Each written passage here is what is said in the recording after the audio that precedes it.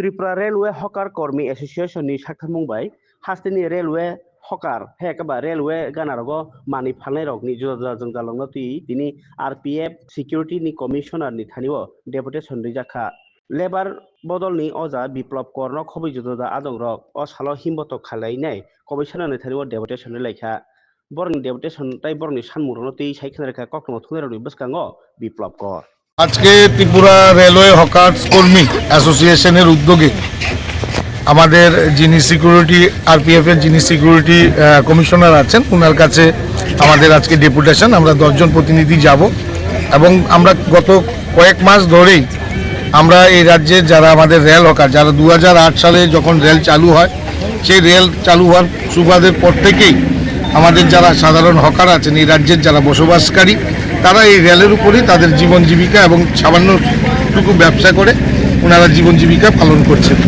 কিন্তু আমরা লক্ষ্য করেছি আগে গত 1 বছর আগে আমাদের 2-3টে মাসে আমাদের কেস দিতে হতো, কিন্তু বর্তমান আমাদের প্রত্যেক দিন আমাদের 3-4টে কেস এবং হকারদেরকে ধরে নিচ্ছে এবং নিয়ে 3-4টে করে কেস দিচ্ছে।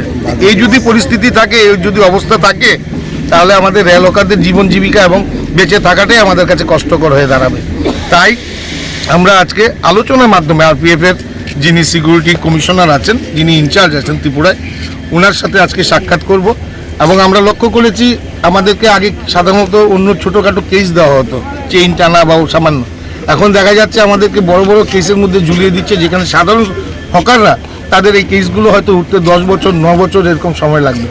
তো একটা সাধারণ খেটে খাওয়া মানুষ যেখানে সারাদিনে 200-300 টাকা রোজগারের জন্য রেলে অক্লান্ত পরিশ্রম করে, তো তাদের যদি এরকম বড় বড় তার কাটা বিভিন্ন রকমের কেসে যদি তাদেরকে ফাঁসিয়ে দেওয়া হয়, তো তাদের বাঁচাটা খুব কঠিন।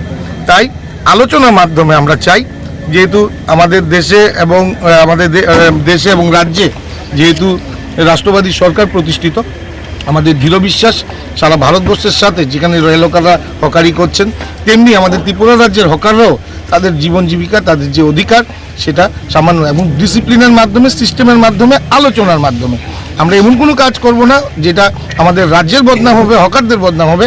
মনে রাখতে হবে, হকাররা শুধু হকারই করে না, ওনারা কিন্তু একটা ট্রেনের পাহারাদার। কারণ ওনারা থাকে বলেই আজকে দুষ্কৃতীরা কোনো কিছু করতে পারে না।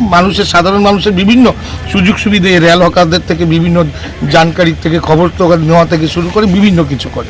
তাই আমাদের দৃঢ় বিশ্বাস আজকে যে আমাদের ডেপুটেশন রাজ্যের বিভিন্ন প্রান্ত থেকে আমাদের হকার বাইরে এসছেন এবং আমাদের দৃঢ় বিশ্বাস আজকে আমাদের এই ডেপুটেশনের মাধ্যমে আমাদের যে সমস্যাগুলো, সেই সমস্যাগুলো সমাধান হবে।